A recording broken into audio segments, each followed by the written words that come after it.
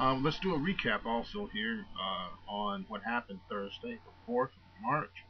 In the Aussie, we didn't get filled. We were taking a short because we were looking at all of the confluency together that tops and bottoms were constantly working their way up. We were looking at shorting the day because we've got the third Fibonacci day of the long. We've been having small, narrow range in terms of what was going on, you know. Plus, we got the narrow range signal on here, and nothing else really to sell us on that. But we just looked at it and we said, okay, we're going to take a short. We thought about the fact that, the 9084, and it was almost a setup for a double dare there near the top of the range. So we didn't do that, but we tried to get the top of this 97. Of course, it only went 2 pips up from the close and fell down. So we got nothing there. On the euro, we picked up a little bit. If you look at it, there's the LA followed by the big A, which is a long kind of thing, confirmation. We're in the longs in the 5-day. Didn't get any signals. However, we saw that we had a first full house, which is danger sign for short. And so we were very careful about that, even though we had the long. So we went for putting ourselves down low here in the potential stops and limits at 135.56. We saw the 135.30, which went along with the price channel, and then even 135.13. So what we did, we went along 135.56 and put in a target for that at 137.20. We also were going to short around 137.17. Almost made it, got to 137.12, never could get it, but the long filled and gave us a small gain around about 22 pips for the day. Over here on the pound,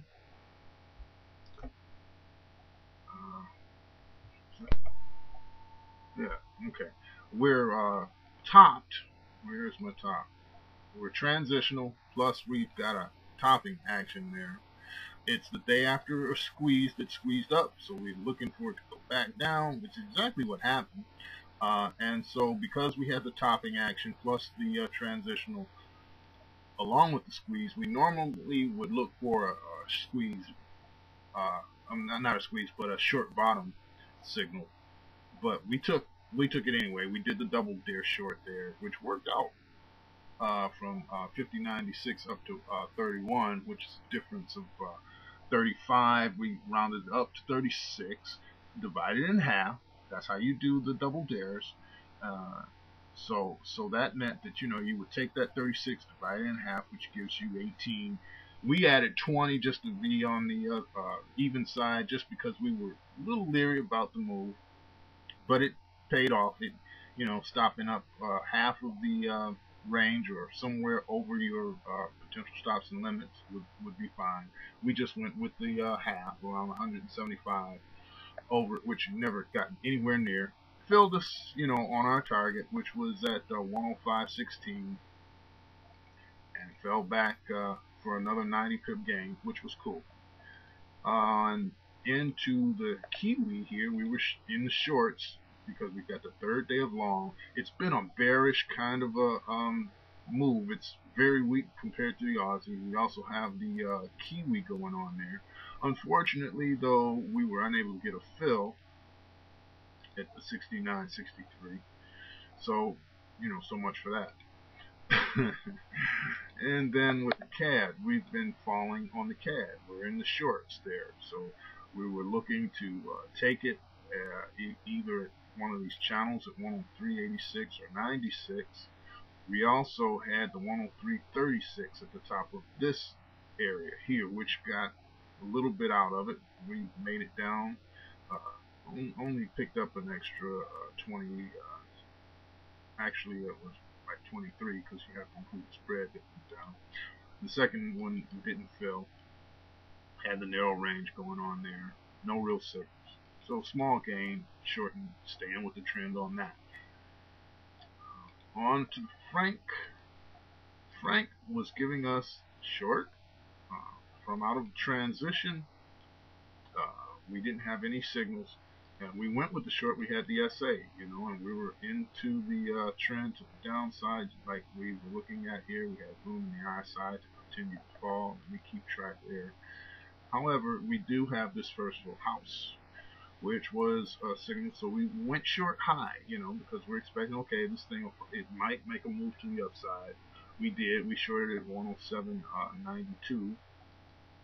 We went high, and also looking, I know I saw it over there. The 10800, which is nearby the 107.92, helped give us a little help in confirming that. And it gave us 16 pip gains. Some small gains going on here, but gains nevertheless. Even when the market goes against what the bias is saying, if you use your levels right, you can get a little bit of a profit out of it, and at least you don't get hurt bad. All right, we got the narrow range. I mean, man, the yen is full of narrow ranges lately.